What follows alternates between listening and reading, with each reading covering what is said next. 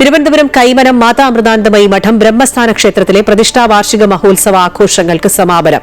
2 ദിവസമായി നടന്ന ആഘോഷങ്ങൾക്കാണ് സമാപനമായത്.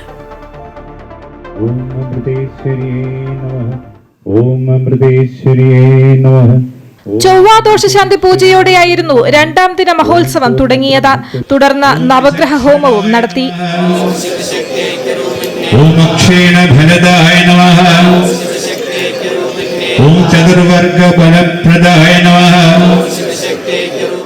ആഘോഷങ്ങളുടെ ഭാഗമായി ശ്രീ ലളിതാ സഹസ്രനാമ ഹോമവും ഭജനയും നടന്നു.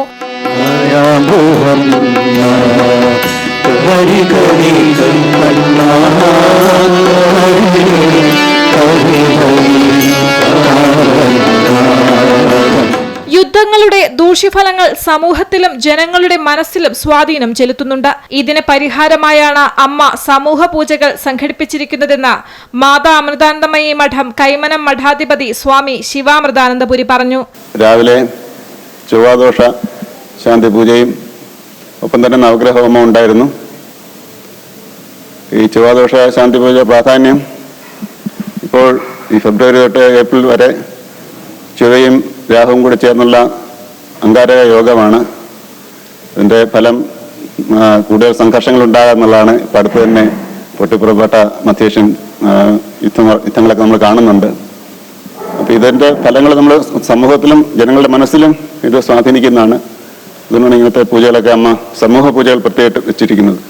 അപ്പോൾ സമൂഹ പൂജയിൽ എത്ര പേര് ഒന്നിച്ച് പങ്കെടുക്കുന്നു അത്ര ഇരട്ടി ഫലം ഓരോരുത്തർക്കും ലഭിക്കുമെന്നാണ് പറയപ്പെടുന്നത്. സ്വാമി കൃഷ്ണമയാനന്ദ തീർത്ഥപാദർ അവതരിപ്പിച്ച സോപാന നൃത്തം ദിവ്യാനുഭവമായി.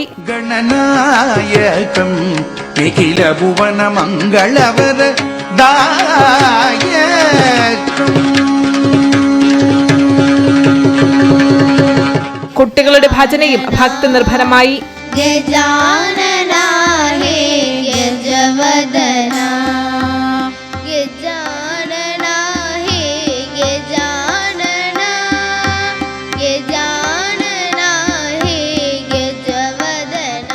കലാസന്ധ്യയോടെ ബ്രഹ്മസ്ഥാന ക്ഷേത്രത്തിലെ പ്രതിഷ്ഠാ വാർഷിക മഹോത്സവം സമാപിച്ചു.